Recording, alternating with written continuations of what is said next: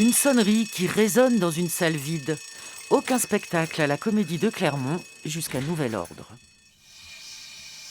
Il peut y avoir zéro public, comme zéro personnel qui travaille sur place. On fera quand même les essais. Tout beau, tout neuf, mais désert. Le bâtiment reste vivant. Il faut vérifier les systèmes de sécurité, même si le cœur n'y est pas. Si j'ai pas de lien avec le public, je pense pas que je reste dans ce métier. C'est pas possible. Techniciens, artistes, programmateurs sont usés de faire, défaire et refaire. Ça s'est annulé complètement, ça s'est reporté, j'espère, la saison prochaine. Ça fracasse, voilà. 3 spectacles, combien en aurons-nous fait sur les 40 à la fin de la saison? Dans la lutte contre la Covid-19, la culture se sent sacrifiée.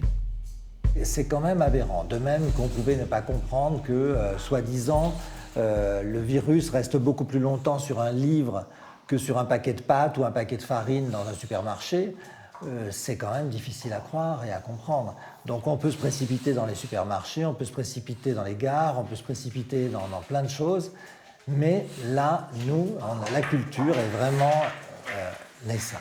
La culture est vraiment sanctionnée. Tout ça est vraiment incompréhensible. Buvons à la morue qui nous tombe sur la tête. Pour être prêt le 15, toute la semaine, on répétait au Théâtre des Îlets à Montluçon.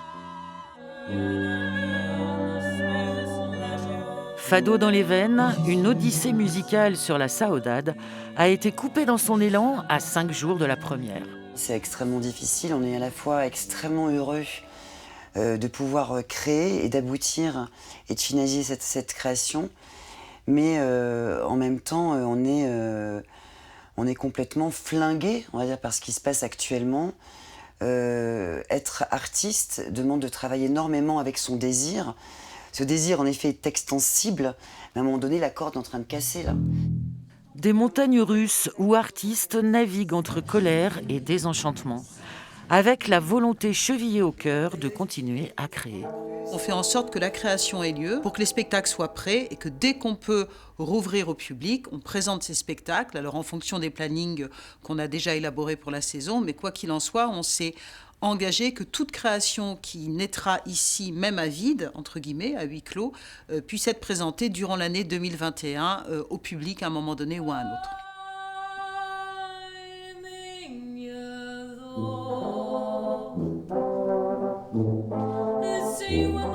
La nostalgie de Fado dans les veines scande cette triste nouvelle.